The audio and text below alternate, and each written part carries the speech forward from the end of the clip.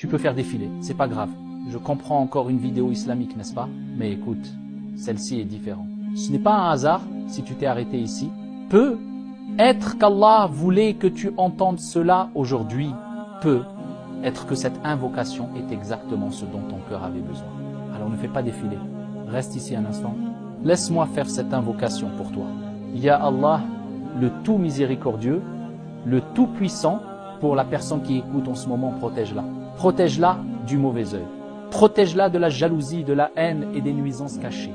Protège-la de la sorcellerie, des murmures, de shaitan et de tout mal invisible.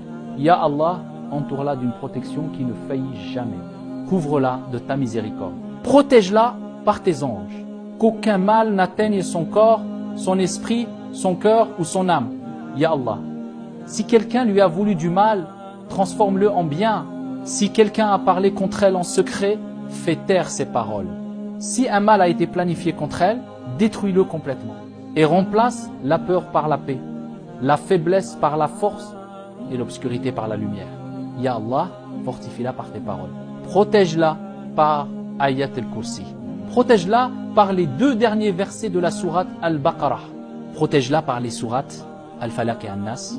Ya Allah, que l'envie ne touche jamais à son succès, que le mauvais œil ne trouble pas son bonheur, que la sorcellerie n'approche ni de sa maison ni de sa famille. Accorde-lui la sécurité lorsqu'elle dort et la protection lorsqu'elle se réveille.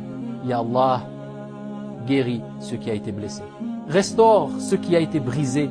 Allège chaque fardeau qu'elle porte en silence. Exauce les invocations qu'elle est trop fatiguée pour prononcer à voix haute.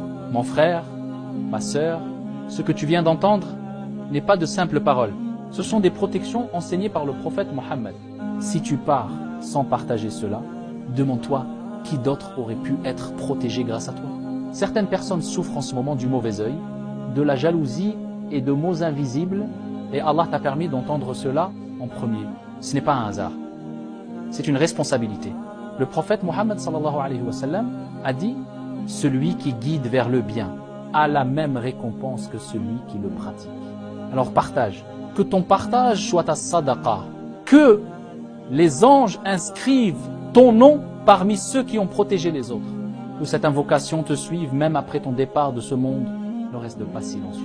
Ne sois pas avare de khayr. Transmets cette protection, qu'Allah te protège, te récompense et mette la baraka dans ta vie. Parce que tu as choisi de partager. Amen.